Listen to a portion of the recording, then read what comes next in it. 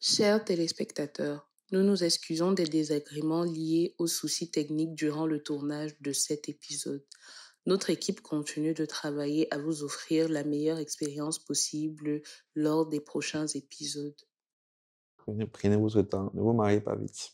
Ça, je ne le cache pas, il ne faut pas se marier vite, il faut prendre le temps. Honnêtement, si quelqu'un est trop pressé de se marier, qu'il attende même 35 ans.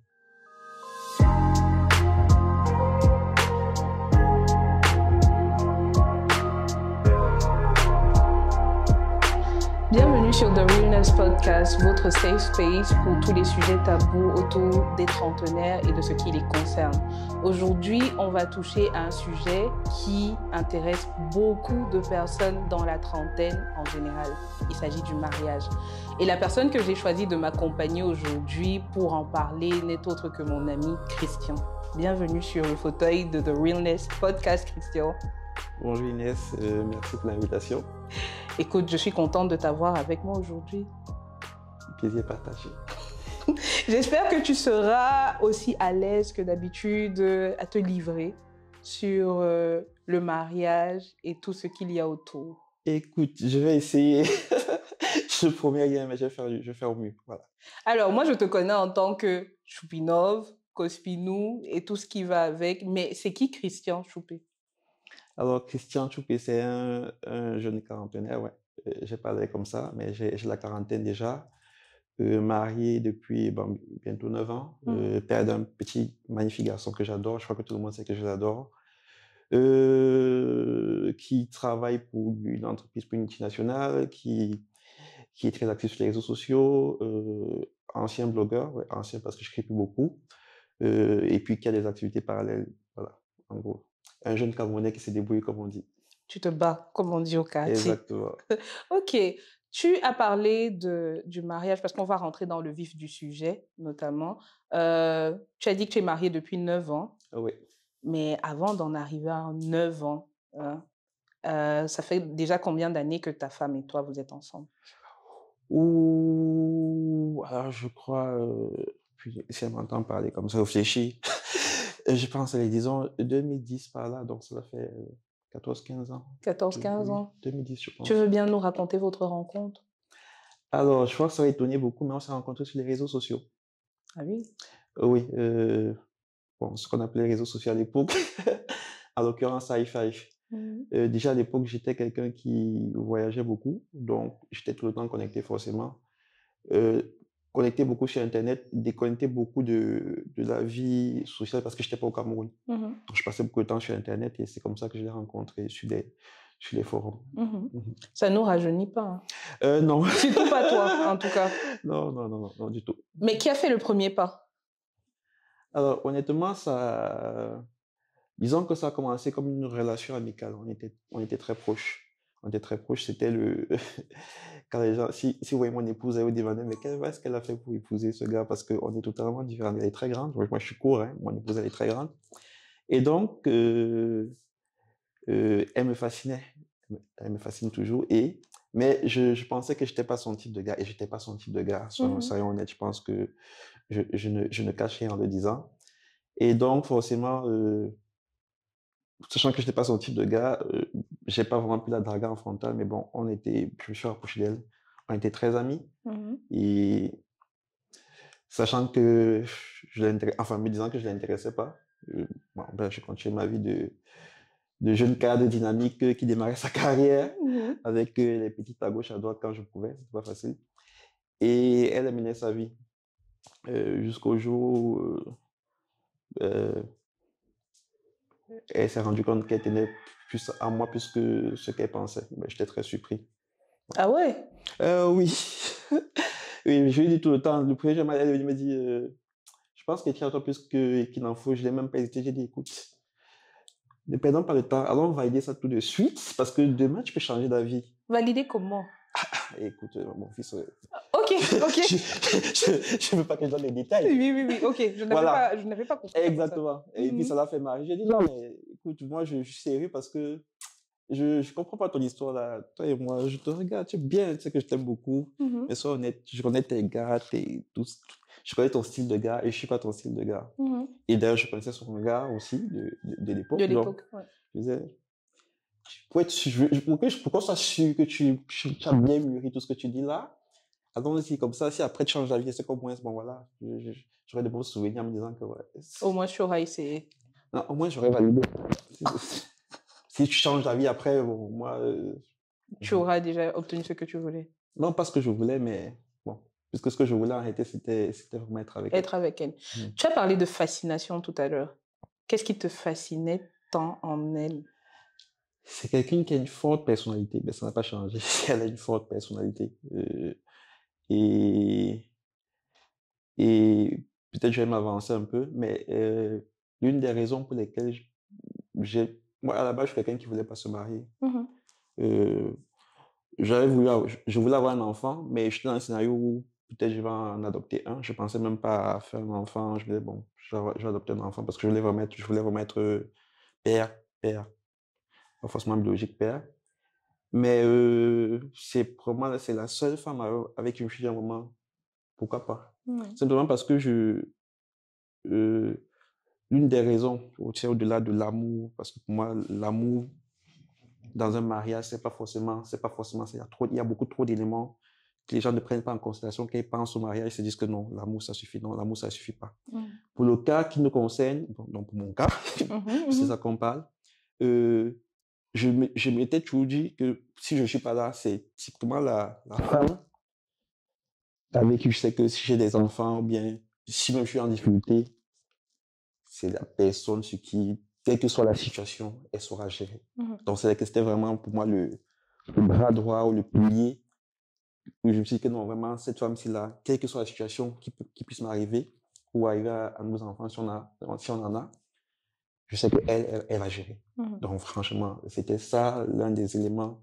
Et ça vient de sa personnalité. C'est une femme forte qui a du caractère, parfois un peu trop. Bon. Mais voilà. Tu l'aimes comme ça? Ouais, je l'aime comme ça, c'est vrai. Ok. Au bout de combien de temps tu as pensé mariage? En sachant qu'à la base, tu ne t'imaginais pas marier. Alors, soyons honnête, je vais être honnête, c'est une femme de caractère, doit même un peu poussé. Je pense que si elle m'avait pas dit, mais écoute, j'ai envie qu'on passe.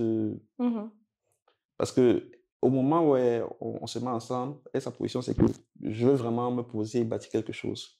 Moi, j'étais en mode, ouais, bon, profitons quand même un peu de la vie, là.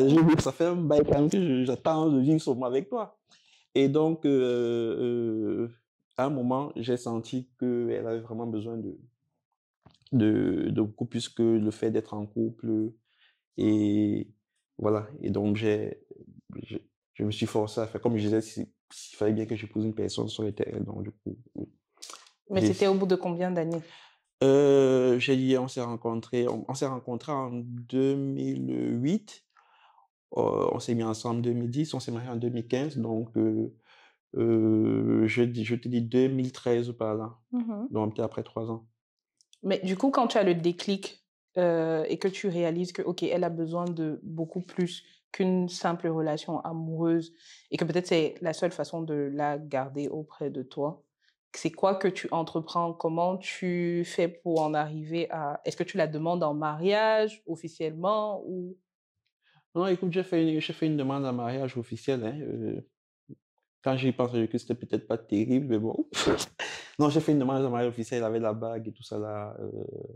En public ou en privé? Non, vas-y, en privé. Il faut connaître ces personnes. Voilà. Autant je suis quelqu'un qui a toujours été très, entre guillemets, personnalité publique sur les réseaux sociaux, autant elle, c'est quelqu'un qui est très discrète. Voilà, donc on est vraiment sur ce plan, on est très opposés. Donc non, en privé, je crois que c'était je sais pas où c'est. Ribé ou Limbé, je ne sais plus. Je pense que c'était à Limbé. C'était à Limbé. On était à Limbé et puis voilà. Et puis, j'ai fait ma demande là-bas.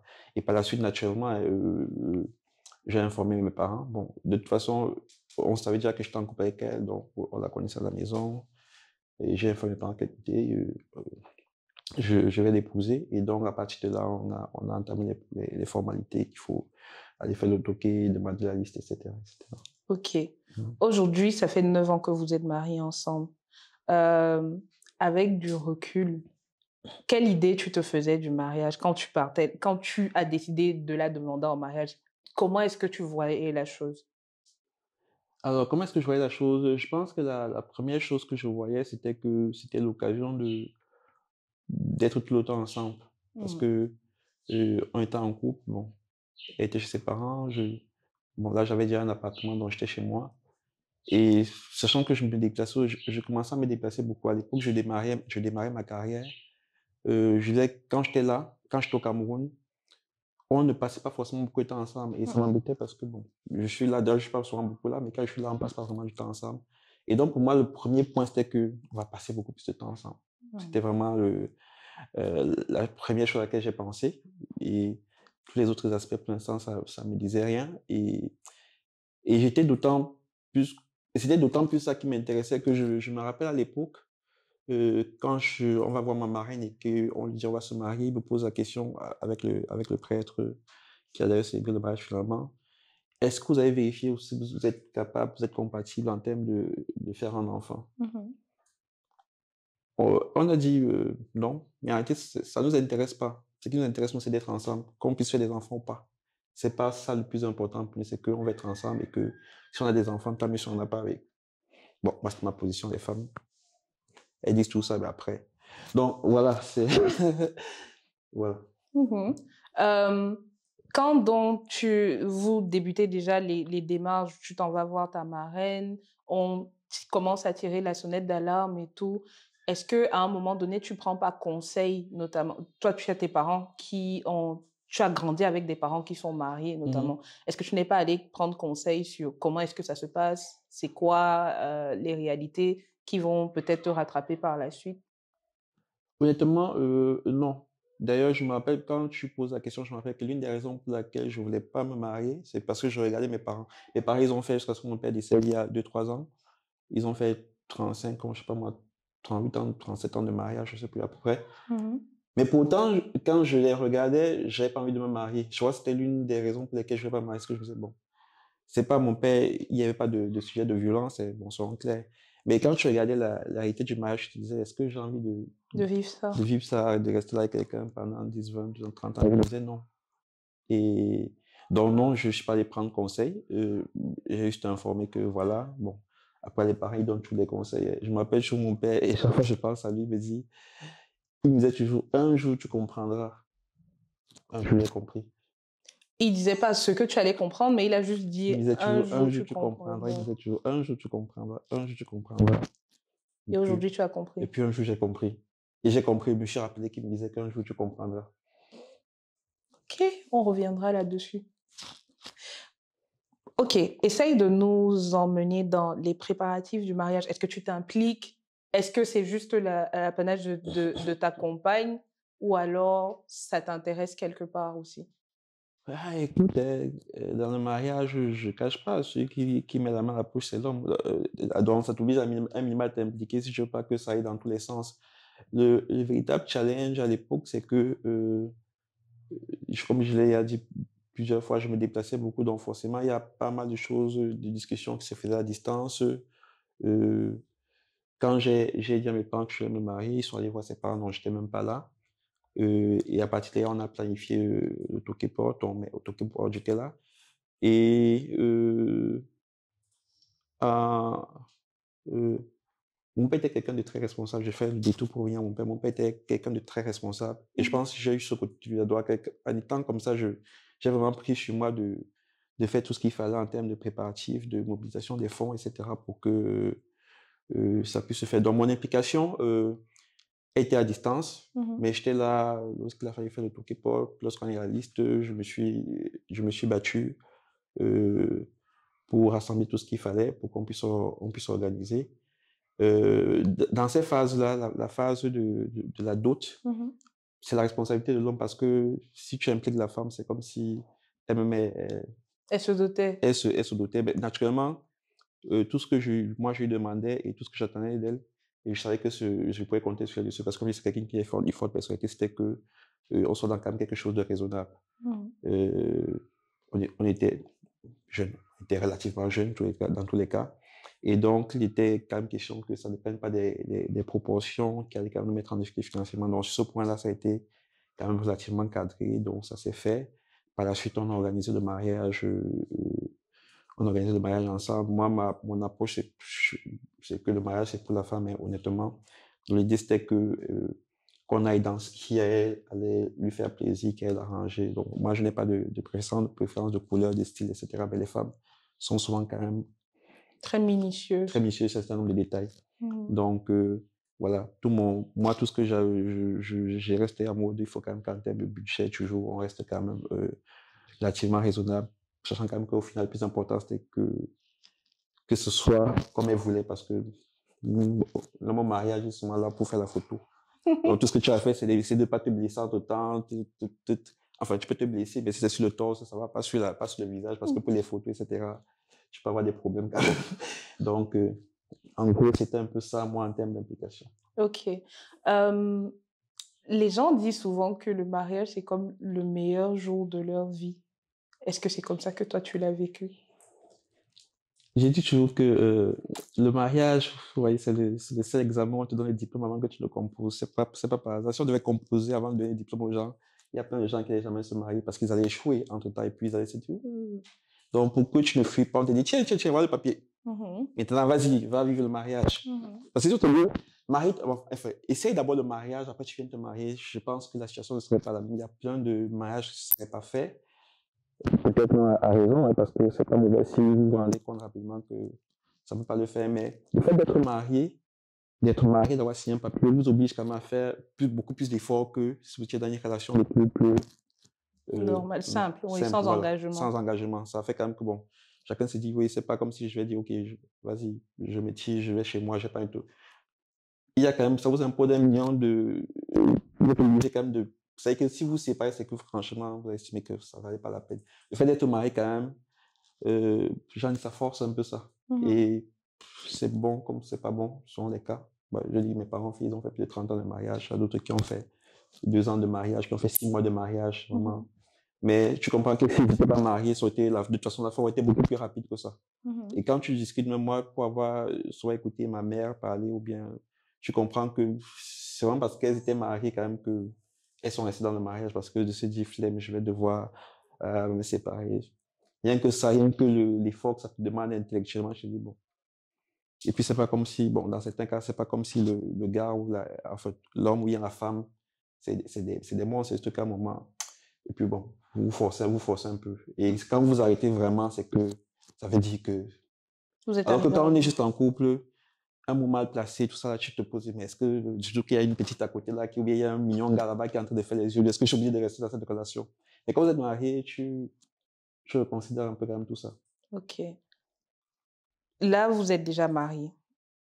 Qu'est-ce qui change dans votre quotidien, à toi-même, à ton niveau personnel? Qu'est-ce que ça devient ta réalité? La réalité de la première réalité, c'est que tu fais plus ce que tu veux comme tu veux. Tu fais plus ce que tu veux comme tu veux. En gros, tu vois, quand tu es jeune, là, tu rêves de quitter la maison de tes parents parce que tu veux t'avoir ton autonomie. Quand tu te maries, en fait, c'est fini. Tu reviens comme avant, là, comme si chaque fois que tu pars quelque part, tu dois dire où tu pars, ce que tu vas faire, parfois avec qui tu seras, qu'est-ce que tu reviens. Je dis, c'est pire qu'avec tes parents, tes parents, où tu vas, je te dis que bon, pardon, maman, est-ce que je peux aller chez tel? On va dire, tu rentres à quel moment, mais tu vas jouer à quel jeu, machin. Non, quand tu es marié, c'est pire. Et ça, c'est un des premiers trucs quand tu te maries. Ça, tu reviens un peu comme si, c'est comme si tu rentrais en fait à la maison de tes parents, mais avec un parent qui est beaucoup plus. Oui. Et je pense que c'est dans les deux sens. Je dis, bon, peut-être pas marié, mais tu as des couples où quand tu entends des amis, des femmes qui parlent de leur mariage, tu te dis, waouh, on est vraiment dans la prison au sens. Voilà. Donc, ça, c'est l'un des premiers trucs que tu remarques. Premier impact. Deuxième impact, c'est, comme on dit, se marier, c'est quand tu décides d'augmenter tes problèmes seul parce que tu prends quelqu'un, tu augmentes tes charges. Je dis, moi, dès que je suis marié, première chose de mon épouse, il fait trop chaud à Douala, il faut la clim. Moi, il t'a demandé, je reste à le ventilateur tranquillement, pourquoi est-ce qu'il faudrait. D'ailleurs, maintenant, il faut que ça commence. Les rideaux, là, il faut changer les rideaux, là, les trucs, moi, je te pratique, peinard. C'est nous, les hommes, on se casse pas trop maintenant, ça devient. Tu commences à avoir d'autres charges. D'autres charges, il y a des trucs qui sont nous, on est des hommes, il y a des trucs qui sont pas importants pour nous, mais je dis, quand tu as une femme qui va te dire, ah, la déco, là, il faut qu'on refasse, tu regardes, tu te dis, mais c'est beau, oui, non? Je fais un mur jaune ici, un mur bleu là-bas, un mur. Mhm. Voilà. Et donc, tu as ce volet-là, et puis tu as, j'ai parlé des contraintes, des dépenses, bon, des charges, et puis, ouais, c'est les deux points qui me viennent à l'esprit là. Ok. Mhm. Est-ce que tu te rappelles de votre première dispute après votre mariage? Oh, euh, je dis souvent aux gens, quand vous voulez vous marier là vous avez le plus de disputes, c'est pendant la préparation du mariage. Mhm. Parce que pendant qu'on prépare, on a eu beaucoup de disputes, franchement. Parfois après, quand tu es marié, que vous avez des disputes, tu te dis, mais pourquoi est-ce qu'à ce moment tu n'avais pas arrêté? D'ailleurs, parfois, vous arrêtez à un moment, on dit, non, mais c'est fini.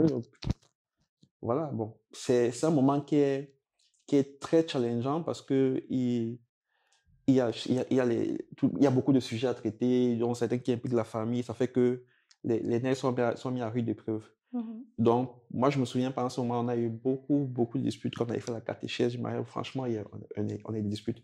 Maintenant, première dispute après le mariage, oui, je crois que je m'en souviens, parce qu'après le mariage, on est parti à Paris pour la lune de miel.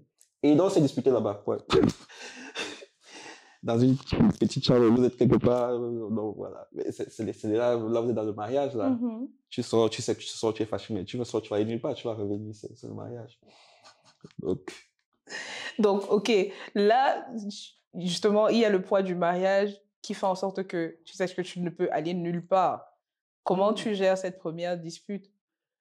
non, je ne me rappelle plus quel était le sujet, mais juste sorti marcher, je me suis assis, elle est restée dans la chambre, oh, je suis revenu, on a dû peut-être se bouder une, deux fois. Bon, après ça devient la routine, on apprend à se connaître, à gérer ce genre de situation. Mhm. Plus ou moins difficilement quand même, mais parce qu'après, la réalité, c'est que plus ça se répète, plus ça impacte votre relation forcément dans le long terme, parce que la façon dont chacun commence à réagir face au problème n'est plus la même, parce que tu te dis, ouais, si je lui parle, il va se braquer, ça va machin. Donc, c'est un vrai sujet. Ça devient comme des automatismes, tu penses pas? Non, mais ça commence, les disputes, la façon dont chacun réagit pendant les disputes, oriente la façon dont vous gérez vos disputes suivantes. Mhm. Mais pas toujours dans le bon sens, hein. Parce que parfois, ça crée des blocages. Je te dis, ouais, si je réagis là, elle va bien. Donc, si elle réagit, moi, je vais me braquer, Mhm. parce que je suis susceptible, etc. Et donc, du coup, elle va plus réagir. Mais ça crée des frustrations chez elle. Mhm. Parce qu'elle aura des sujets où elle ne pourra pas s'exprimer, parce que si elle s'exprime, c'est que je vais me braquer. Donc, et vice-versa. Donc, c'est pour te dire que la façon dont les disputes se gèrent au fur et à mesure, vous échange la façon dont vous gérez vos disputes suivantes et pas toujours forcément dans le bon sens. Mhm. Parfois, ça peut être dans le bon sens parce que, bon, chacun comprend que oui, machin. Et parfois, ça peut être dans le mauvais sens. Et comme je dis, après, ça crée des frustrations qui finissent par vous rattraper tôt ou tard. Ok. À quel moment donc votre fils Adam il arrive dans l'équation? Et très rapidement, d'ailleurs, très curieusement, juste un an après le mariage, parce qu'on s'est marié en 2015, Adam, il est en 2016. Mhm. Donc, très rapidement, peut-être un peu trop rapidement, à mon goût, d'ailleurs, quand j'y repense. À ton avis, Ouais, oui. tu aurais voulu profiter encore du statut Et oui, je pense. de jeune marié avant Je l'arrivée de pense. votre enfant? Oui, je pense. Pourquoi? Parce que ça chamboulait beaucoup la relation. L'arrivée d'un enfant, c'est un impact dans une relation. Vous êtes un couple, vous êtes deux, et puis il y a quelqu'un qui se ramène là, Mhm. et tu sais, c'est son premier enfant, c'est une femme, tu sais que l'enfant doit dormir dans le lit, alors que tu n'as pas envie qu'il dorme dans le lit. Écoute, il dort dans le lit, hein, Mhm, mhm. mais je veux dire, moi, en tant qu'homme, je privilégie toujours, je me dis, moi, je peux faire la concession. Franchement, si c'est pour faire des concessions sur un certain nombre de choses, je le fais parce que j'estime que, d'abord, franchement, c'est que c'est facile, 9 mois à le porter, tout ça là. Avant. Si elle dit que le gars a dormi dans le lit, si je dois dormir au canapé, je dors sur le canapé. Mais c'est comme ça. Le plus important, c'est que elle.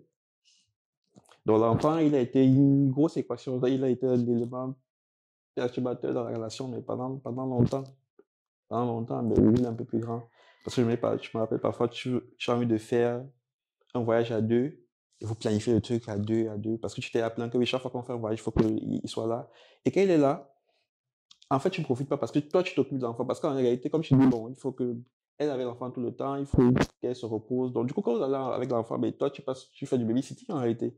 C'est pas que tu vas profiter de ton épouse et que tu vas travailler, tu gardes le gars, il court à gauche, tu es derrière lui, machin. Et donc, à un moment, j'en avais un peu marre. Je me suis dit, non, moi, je veux plus ça. Et puis, on a dit, OK, les prochains voyages, on a commencé, on a planifié, nickel, tout. Le matin, quand on se lève, est-ce qu'on va vraiment le laisser ici tout seul? Tac, et nous, voilà, quoi, avec l'enfant, là. Donc, non, l'enfant a eu un impact très important dans la relation, quand même, dans notre relation. Ça a fait on a eu beaucoup moins de moments ensemble parce que maintenant, c'était plus un couple, c'était un trio. Et voilà. Parce qu'entre les moments où il est malade, donc où vous êtes obligé d'être avec lui, entre les moments où... C'est-à-dire que le temps que vous avez pour vous deux diminue progressivement. Et en plus, comme on était chez deux, on avait fait le choix, nous, de ne pas avoir quelqu'un à temps plein à la maison parce que on voulait vraiment construire notre petite famille à trois, renforcer les liens. Donc, ça fait que ça a été un élément perturbateur quand même. Tu parlais du fait que vous êtes passé d'un duo à un trio. Et de ce fait, est-ce que toi, ça t'a braqué sur l'idée de faire éventuellement d'autres enfants ou pas? Non, du tout, même pas. Même pas. C'est des sujets, hein, je dis. Le fait qu'un enfant perturbe une relation, ça ne change pas. C'est comment vous gérez ça, en fait. C'est pas l'enfant, le sujet. C'est comment vous gérez le fait d'avoir un, deux, trois enfants. Et c'est un sujet, je pense, qui est dans tous les couples mariés. Moi, j'ai des amis qui, par exemple, tu cherches le gars, tu dis que ça va à l'hôtel, tu ne peux pas faire quoi à l'hôtel. La femme et moi, on a pris un week-end à l'hôtel. Il y a ses enfants à la maison. Il dit, c'est comment est-ce que vous gérez le fait d'avoir des enfants? C'est pas le fait d'avoir des enfants, les enfants, ils sont adorables. Parce que tout le monde sait que moi, mon fils, je l'adore. Donc, c'est pas le sujet de l'enfant, c'est pas l'enfant le problème. Mais c'est comment est-ce qu'on gérait la présence de l'enfant. Et puis, j'insiste beaucoup sur un contexte qui est que je me déplaçais beaucoup. Donc, c'est que j'étais pas souvent là. Et quand j'étais là, on n'avait pas suffisamment de temps ensemble parce qu'il fallait gérer le fait que il faut gérer l'enfant. Donc, c'est ça. Et comment vous avez donc réussi à trouver j'imagine qu'aujourd'hui, vous avez déjà un certain équilibre par rapport à votre vie de couple et puis la vie en tant que parent. J'imagine. Tu me rassures par rapport à ça. Oui, je te rassure. OK. Comment est-ce que vous avez donc pu trouver la manière d'établir cet équilibre-là, aussi bien pour vous en tant que couple que pour lui en tant que votre enfant? Alors, simplement le temps. Parce que déjà, il a grandi. Parce que, je dis, parfois, on se prenait des moments à deux et on va laisser l'enfant. Le mec, il a, je ne sais pas plus, 1 an, 2 ans. Tu laisses chez un de ses grands-parents. Vous démarrez la soirée. Et puis, tu as la grand-mère qui appelle parce que l'enfant, il pleure, patati, c'est monté, c'est descendu. Du coup, on arrête tout et on rentre pour le récupérer. Donc, du coup, vous allez tuer la soirée comme ça, là. Mais plus il a grandi, plus c'est devenu facile de s'en débarrasser, entre guillemets. Et voilà. Je crois que je dis c'est plus avec le temps. Mais ça s'est pas fait en mode. On essayait, on a vraiment essayé. Comme je dis, je prends l'exemple. Parfois, on le déposait, parfois, on planifiait les déplacements sans lui. Mais un enfant, c'est un enfant. Vous pouvez commencer une soirée, quand l'enfant il est malade, tout s'arrête. Vous passez une semaine à l'hôpital. Donc, ça a été vraiment un élément perturbateur, entre guillemets. Et comme je dis, moi, comme j'avais pas beaucoup de temps, moi, quand j'étais là, on n'en profitait pas suffisamment. Et après, j'allais, je revenais, et tout ça. Est-ce qu'avec la maternité et les années passées dans le mariage, ton regard sur ton épouse a changé? Changer dans quel sens? Est-ce que tu la vois pareillement? Justement, au début, tu parlais de fascination. Est-ce que tu as toujours cette même fascination? Est-ce qu'elle a augmenté? Est-ce que... Je ne sais pas si elle a augmenté, mais j'ai toujours la même fascination. Peut-être qu'elle a augmenté, je me rappelle pas quelle était la fascination, mais toujours. Je sais aussi que notamment, l'un des sujets qui revient souvent, notamment auprès des hommes, après le mariage et les maternités, c'est le désir qu'ils ont pour leur compagne. Est-ce que, à ton niveau, il y a eu ce souci-là, par exemple? Non, non du tout. D'ailleurs, je crois que je faisais des commentaires dernièrement en disant que c'est quand même bizarre parce que ça doit faire minimum, je disais, on se connaît depuis 2010. Je pense que, normalement, je me disais qu'après autant d'années, à un moment, j'aurais plus la même envie, mais en fait, non, c'est pas le cas. Ah oui? Oui. Elle me dit, mais c'est bien, non? Je dis, ouais, c'est pas forcément bien, il faut que je arrête un moment. Pourquoi est-ce que tu voudrais Mais écoute, désolé, faut que je me repose. Moi, je vais pas avoir envie comme ça de quelqu'un. Mais est-ce que c'est le fait que tu aies envie de la même personne ou bien que tu aies juste envie qui te dérange? Ah, ça, c'est une question piège, ça. Il faudra couper la partie, il faut que je réfléchisse. C'est quoi cette question-là? Mais c'est vrai, la manière dont tu as présenté la chose. Non. Ouais. Ah oui, je comprends, ok, ça peut être perçu comme ça. Non, mais c'est pas ça. C'est juste que je pense que moi, mon avis, c'est que tu sais, avec ça, et c'est pour ça que parfois je me dis, ah, si mon père était là. Mais quoi que si mon père était là, je suis même pas sûr que j'aurais posé la question. Genre, bon, quand tu avais 50 ans, là, comment est-ce que tu gérais ta sexualité? On n'en parle pas, personne ne te dit comment tu vas gérer ça. Tu dois te démêler tout seul. Je suis pas sûr que tu demandes à tes amis 50 ou bien. Parce que là, je suis dans la quarantaine, mais qui a bientôt sera 50, 60. Je sais même pas comment est-ce que on est supposé gérer la sexualité à cet âge-là. Est-ce qu'on est supposé en avoir encore? Parce que, par exemple, les femmes, on sait, il y a la ménopause, donc forcément. Mais chez les hommes, qu'on en parle. Il y a la crise de la quarantaine et de la cinquantaine chez les hommes. C'est connu. Oui, mais... Mais tu n'es pas... En fait, je suis en train de dire peut-être qu'il faut que je lise dessus, mais en réalité, dans ma sexualité, je ne sais même pas comment on est supposé... Est-ce que tu appréhendes? Oui, un peu quand même. Oui, un peu. Je me dis qu'à un moment, normalement, je ne devrais plus avoir d'envie parce que j'imaginais. J'imagine juste. Parce que je ne sais pas si c'est dans la moyenne des hommes, à partir d'un certain âge, on a toujours une sexualité qui est forte. La mienne est toujours forte, mais je me demande si c'est un peu normal d'ailleurs. C'est pour ça que quand je disais, peut-être à moi, j'ai plus envie de rester. C'est dans le fait, c'est du bon du thé, aller me promener avec mon enfant. Je pense que c'est dans l'imagerie populaire et que c'est au cas par cas. Chacun a son organisme, ses envies et tant que ta partenaire réussit à matcher tes envies, vous continuez d'évoluer ensemble, non? Oui, bien sûr. Un moment, c'est comme quand tout à l'heure je parlais de l'amour dans une relation. L'amour, le sexe dans une relation, c'est important. C'est important, on va pas dire que c'est pas important. Mais c'est pas le plus important. Tout à fait. Surtout, plus le temps passe, moins c'est important. Donc c'est pour ça que la complicité, par contre, c'est important, quel que soit le moment, parce que quand vous n'aurez plus la force, ou bien quand on n'aura plus la force, quand tu n'auras plus la force, quand tu seras plus vif, il faudra bien qu'il y ait autre chose qui vous lie. Et c'est la complicité, je pense. Moi, par exemple, je prends l'exemple, le mariage de mes parents, c'est le seul que je connaisse. J'étais dedans pendant moins de 30 ans. Donc, je voyais mes parents, je l'ai dit, quand je voyais mes parents, je n'avais pas envie de me marier. Pourtant, depuis que mon père est décédé, je me suis rendu compte que ça a eu un grand impact sur ma mère. C'est-à-dire que on n'aurait même pas imaginé, tu vois, papa disait, ah ben toi, tu es de musique, tu déranges. Mais dès que le mec il est décédé, ça a changé, sa vie a changé, parce que tu te rends compte que vous aviez beau avoir des problèmes de conflits, c'était quand même quelqu'un qui était là pendant 30 ans, 40 ans, et que quand tu voulais quand même insulter quelqu'un, c'était pour insulter, il était quand même là pour insulter, mais pour insulter, il n'y a plus personne.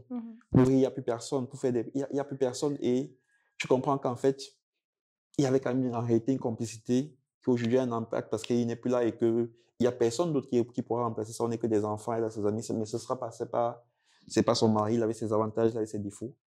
Mais c'était quelqu'un qu'elle connaissait depuis 30 ans, avec qui elle était depuis 30 ans. Donc, et la complicité qu'il y avait, ça ne se remplace pas. En quoi est-ce que tu crois que le mariage t'a changé, toi? Déjà, j'aime plus les cheveux blancs. Comme me dit, tu as les cheveux blancs, oui, là, je dis que non, c'est pas l'argent, c'est le mariage. Le mariage émancipe vraiment au sens propre du terme. Comme on disait souvent au collège, l'émancipation, ça émancipe. Ça fait partie de ces éléments-là, de ces aspects de la vie-là qui te changent, au même titre que perdre un frère, une sœur, perdre un parent, perdre un enfant. C'est des éléments de la vie qui te changent parce qu'ils t'impactent fortement.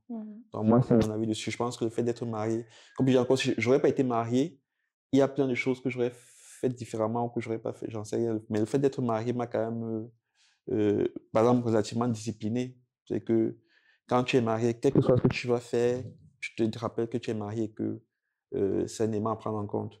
Quand tu dois sortir, quand tu dois venir parler aussi, tu dois prendre le fait que tu es marié.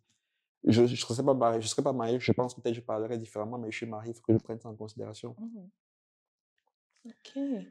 Est-ce que Aujourd'hui, avec du recul, il y a des choses qui continuent de te surprendre dans ta vie de jeune marié. Des choses qui continuent à me surprendre, je ne sais pas, mais le simple fait que vous, vous preniez de l'âge, forcément, ça fait que la relation évolue. Aujourd'hui, moi, quand on me dit mariage, si on me laissait le choix, je me marierais plutôt peut-être à 45 ans, pas à 30 ans. Je trouve que se marier à 30 ans, c'est trop jeune. Mhm. Quand tu te maries à 40 ans, bon, ça ne veut pas dire que ton mariage va durer plus, hein, mais tu as, tu es supposé, tu es supposé être beaucoup plus mature, beaucoup plus mûr face à certaines situations, dans la façon dont tu réagis. Je veux dire, quand on a l'exemple simple, c'est celui d'un décès. C'est que nous, quand on était petits, tout le temps, tu as ton père, ta mère qui disait, ils vont à un deuil, ils vont, bon, dans ta tête, c'était plutôt, ah, ils vont à un deuil, allez, ce week-end est free. Mhm. Boum, boum, boum, parti. Mais aujourd'hui, tu te rends compte, en fait, qu'aller à un deuil, quand c'est aller voir quelqu'un qui est décédé, c'est aller voir un proche, machin, qui s'en va. Et donc, forcément, la façon dont tu réagis à un décès à 20 ans, à 25 ans, à 30 ans, à 60 ans, parce que maintenant, quand tu vois des gens, des parents qui vont aider à 60 ans, tu sens que c'est un peu comme un ça devient la routine, c'est que bon, c'est un deuil, c'est triste, il y a tout ce petit moment de tristesse, mais ce n'est pas le drame absolu, ils vont pas s'évanouir parce que, voilà, ils vont aller à un deuil, ils vont être tristes parce que, mais moi, tu sais que c'est le cycle de la vie. Mais quand tu es jeune, la façon dont tu es jeune n'est pas la même, c'est la même chose avec le mariage. Plus tu es, en fonction de l'âge, de tout ça, la façon dont tu te comportes dans le mariage n'est pas pareille parce que tu n'as pas le même âge. Tu n'as pas. À 60 ans, je suis beaucoup plus patient, beaucoup plus compréhensible, peut-être beaucoup, parce que le rapport que tu as à la vie n'est pas le même. Mhm. Du fait de ton âge, parce que forcément, tu as vécu plus de choses. Là, on va passer à la dernière partie de l'épisode qui s'appelle Au pif. Ah, d'accord. Le principe est très simple. Je vais te poser des questions au pif et tu dois me répondre au pif. Let's go. Tu es prêt? Ok. Quel est le meilleur conseil que tu aies reçu sur le mariage? Aucun. Je n'ai pas reçu de conseil sur le mariage. Aucun. Il n'y a pas de meilleur conseil que j'ai reçu sur le mariage. Quel est le meilleur conseil que toi, tu donnerais sur le mariage? C'est que chaque relation, il n'y a pas de mariage idéal. Chaque relation est vraiment unique. C'est l'homme et la femme. Ne vous dites pas que si j'étais avec tel. Non, c'est vous deux qui rendez votre mariage particulier. Ne regardez pas l'exemple des autres en se disant, oh, ils ont fait 15 ans, de toute façon, on voit que l'extérieur, mais on ne sait pas ce qui se passe à l'intérieur. Il y a des mariages qui durent, mais qui ne sont pas forcément des mariages heureux. Il y a des mariages qui sont courts, qui sont des mariages intenses. Donc vraiment, c'est la relation vraiment, c'est l'homme et la femme. Elle est unique. Elle est unique. La pire chose qui t'arriverait aujourd'hui? Je sais ce que c'est, mais je ne sais pas, je suis que j'ai envie de le dire. Ok, on va respecter ça. Le conseil que tu donnerais aux personnes jeunes, dont dans la vingtaine notamment, qui veulent se marier? Prenez votre temps, ne vous mariez pas vite. Ça, je ne le cache pas, il ne faut pas se marier vite, il faut prendre le temps. Honnêtement, si quelqu'un est trop pressé de se marier, qu'il attend même 35 ans. Ok. Qu'est-ce qu'on pourrait te souhaiter pour la suite? La santé, pour moi, pour mes proches, pour mon épouse. On a parlé de mariage pour mon fils, on a parlé de parentalité. Et pour mon entourage, pour mes proches, c'est tout. Rien que la santé. Parce que aujourd'hui, il y a 10 ans, j'aurais dit l'argent, mais tu te rends compte que s'il n'y a pas de santé, rien n'est possible en fait. Et comment tu vois les prochaines 10 années à venir dans ton mariage? Alors, les prochaines 10 années à venir, je pense que mon fils va se tirer au Canada de C4, parce que c'est ça la mode. Et non, pour répondre sérieusement à la question, je vais peut-être sortir un peu du contexte. Aujourd'hui, j'ai ma mère qui est très malade.